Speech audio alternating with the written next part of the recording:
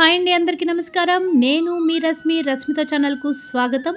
చొల్లంగి అమావాస్య ప్రాముఖ్యత అంతా ఇంతా కాదండి. తెలుగు రాష్ట్రాల్లో, అది కాకినాడలో దీన్ని అత్యంత వైభవంగా జరుపుకుంటారు. పుష్యమాసం ఆఖరి రోజు, మాఘమాసం ముందు వచ్చే అమావాస్యను చొల్లంగి అమావాస్యగా ఇక్కడ భక్తులు జరుపుకుంటూ ఉంటారు. సప్త ఋషులు అయిన తుల్య, ఆత్రేయ, భరద్వాజ, కౌశిక, జమదగ్ని, వశిష్ఠుల వారు గోదావరిని 7 పాయలుగా చేసి తమ వెంట తీసుకువెళ్లగా తుల్యభాగ మహర్షి ఇక్కడ తపము ఆచరించారు.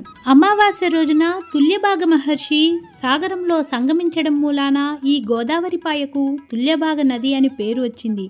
అందుకే ఇక్కడ స్నానాలు అత్యంత పవిత్రమైనవి. ఈ తుల్యభాగ సాగర సంగమంలో ఎవరైతే పుణ్యస్నానాలు ఆచరిస్తారో వారికి సకల పుణ్య ఫలితాలు మనకు లభిస్తాయి. పుణ్యస్నానాలు ఆచరించిన భక్తులు పితృదేవతలకు పిండ ప్రదానాలు చేస్తారు. జంగమ దేవుల శంఖానాదాలతో వీరభద్రుని గద్దెలు, ప్రభలు, గరగలు ఇక్కడ ప్రత్యేక ఆకర్షణగా నిలుస్తాయి. సప్తసాగర యాత్ర చేసేవారు ఈ చొల్లంగి అమావాస్య నుండి మొదలుపెట్టి 7 పాయలలో స్నానాలు ఆచరించి పౌర్ణమి రోజు అంతర్వేది సాగర సంగమంలో వారి స్నానాలు ముగిస్తారు.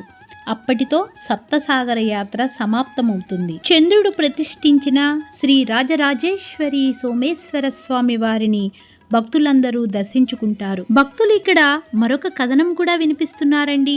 రాముల వారి బాణం ఇక్కడ సాగరంలో పడగా అక్కడ అయ్యా, అమ్మగా విగ్రహాలుగా ఏర్పడ్డాయట.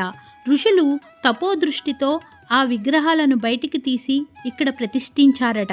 దక్ష యజ్ఞంలో చంద్రుడికి కలిగిన శాపం విమోచనానికై ఇక్కడ తపస్సు చేయగా ఈ అమావాస్య రోజునే శివయ్య శాప విమోచనం కలిగించారటండి. 4000 సంవత్సరాల క్రితం చంద్రుడి చేత స్థాపించిన అద్భుత ఆలయం ఇది. చుట్టుపక్కల ఆలయాల్లో నుంచి దేవతలందరినీ కూడా తీసుకొచ్చి ఇక్కడ నదీ స్నానాలు చేయిస్తారటండి. మహాలక్ష్మి అమ్మవారు ఇక్కడ చొల్లంగి గ్రామ దేవతగా ఉన్నారండి. పోతురాజును కూడా మనం దర్శించుకోవచ్చు. కాకినాడ జగన్నాథపురంలో ఉన్న నూకాలమ్మను కూడా దర్శించుకుందామండి. ఈ ఆలయం దగ్గర నుండి 3 రోజులు చొల్లంగి అమావాస్య తీర్థం అత్యంత వైభవంగా జరుగుతుందండి. చుట్టుపక్కల ప్రాంతాల వారందరూ ఈ తీర్థంలో పాలు పంచుకుంటూ ఉంటారు.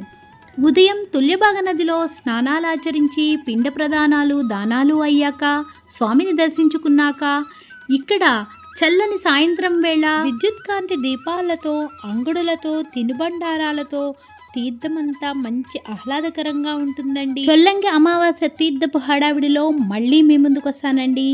మీ రశ్మితో. ఓం నమః శివాయ. బాబాయ్ అండి.